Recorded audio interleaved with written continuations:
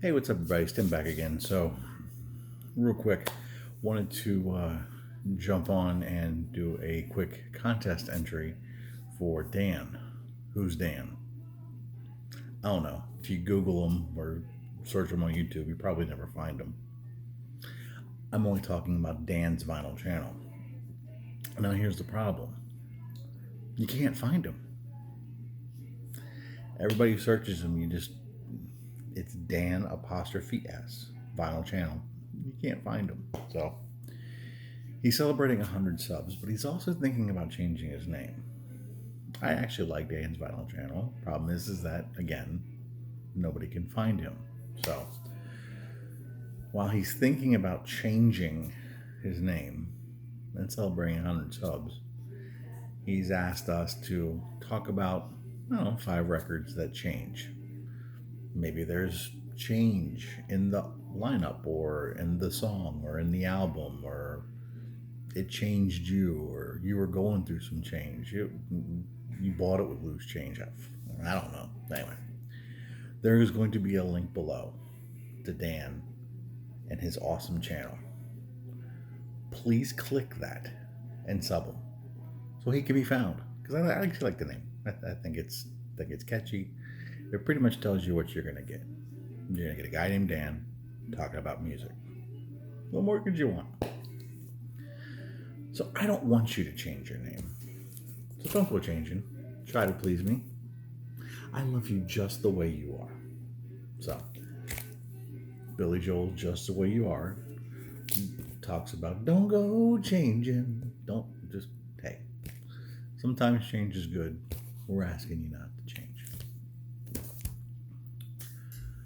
But what if you're moving through some changes? Yes. See what I did there? Segue. One of the monster hits off of this album, Changes, which really was a change for the band. I mean, at this point now you've got Trevor Rabin in the band, a little bit more of a more straight ahead rock sound for them. They didn't, probably one of their more least prog rock albums, I would say. But you're talking about Owner of a Lonely Heart, Hold On, It Can Happen, Changes, Leave It. That's 5 of the first 6 songs. You left off Cinema, which is an instrumental track, Our Song, which is a fantastic track, City of Love, and Hearts. This is essentially a best of. Changes.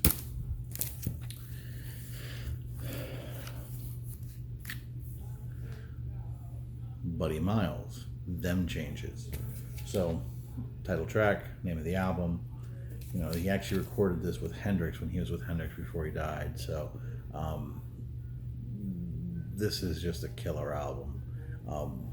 And really, Buddy was going through his own change as well. I mean, you know, he was burst onto the scene with Hendrix, and unfortunately, Hendrix was gone, so he had to figure out how to continue on and kind of pave his own way. So those were, you know, lyrics or albums or songs that mention change.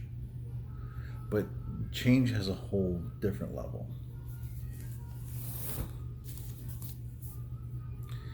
And over 3 days, they tried to change the world through peace, love, and music. Woodstock. There will probably, I truly can probably say there will never be another musical festival as important as Woodstock. Monterey Pop gave us a lot of performances. We got to see Hendrix for the first time in the US, but this one was something special. You know, there's so much lore with this. There's so many pop culture references with this, but they really did try to change the world. The world needed changing, and they tried. Whether that worked or not, I guess, is your perspective, but they tried. Now, the last two I'm going to show are very personal to me, and I'll explain why. You want to talk about trying to change the world. The Marvin Gaye of just singing the 3-minute Motown song was pretty much over at this point. And he literally tried to change the world with his voice. This is one of those albums that, beginning to end, it should be taken as a whole. There are just some of the most incredible songs on this album, but the whole is greater than the sum of the parts. This is an album where Marvin Gaye literally became a huge activist, a huge voice, a huge supporter for change. This is probably, well, it's not probably, it's in one of my top 10 favorite albums of all time. This album, to this day, I get emotional. It's that powerful. It's that moving. And it's a constant reminder of how we're not there yet. We still need to change. And then this last one. I now, you want to get technical, I guess there is a word change kind of on here. But that's not why I picked it.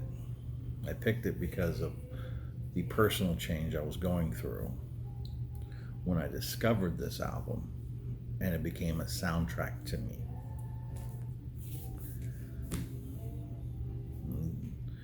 I'm sure if you've watched my channel for long enough, you've seen me show this before and possibly even talk about it, but in case you haven't, this is DJ Shadow and his debut full-length LP, Endtroducing, spelled E-N-D, end of one chapter and the beginning of another, Endtroducing.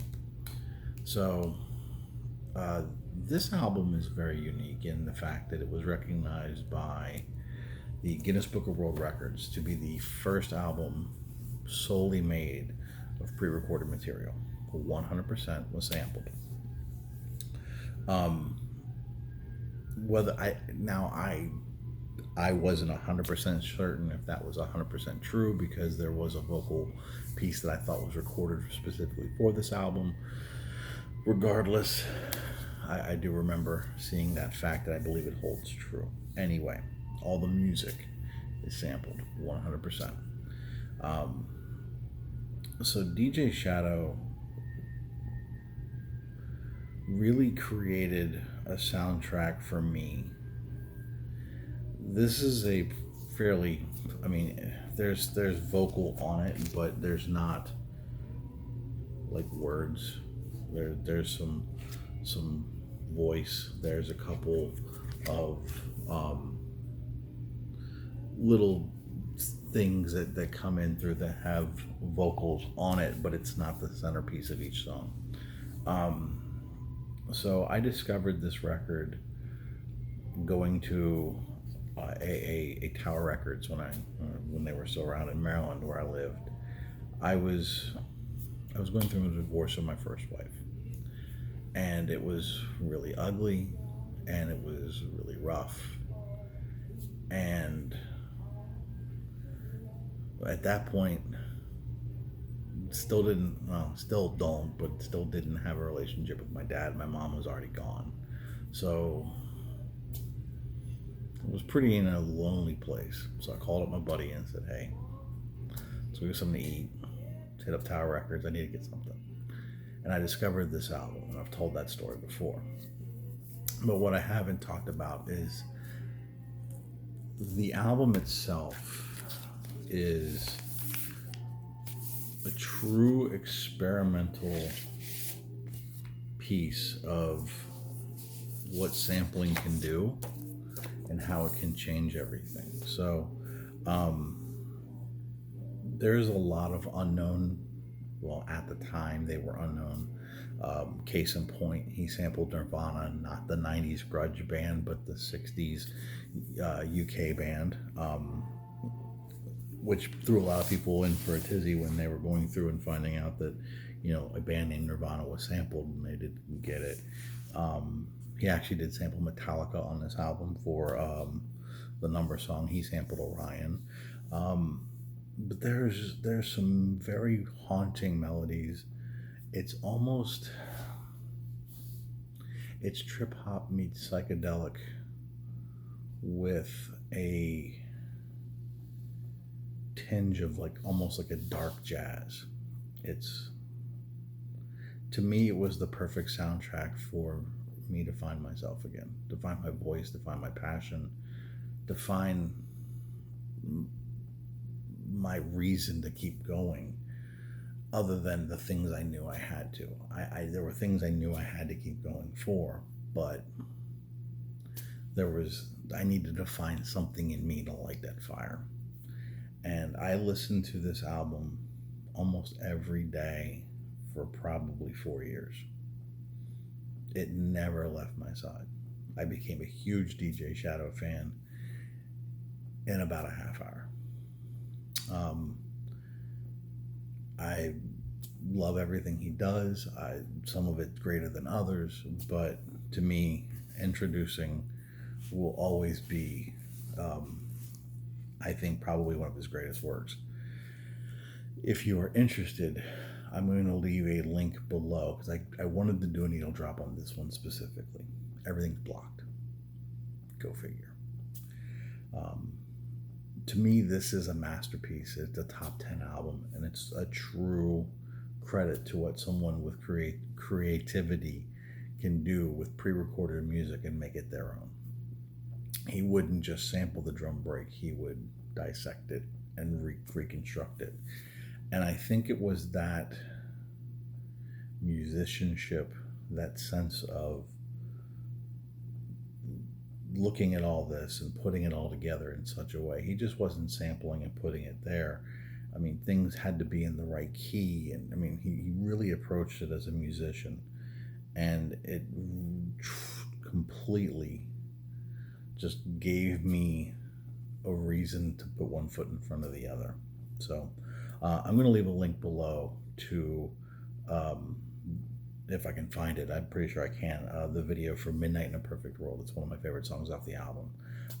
Just gives you a sense of the haunting melodies that he was able to create through sampling and how he rearranged it and put it all back together. So, but a personal album for change, DJ Shadow. Dan, whatever you decide to do with your name, I will be there. I can't even remember how I ran across your channel, whether you commented on something, or I think maybe it was a vinyl, you did a vinyl tag, or you did a small channel tag. I don't remember. Either way, I'm glad that I found you, because you have a hell of a collection. You have a hell of a presence.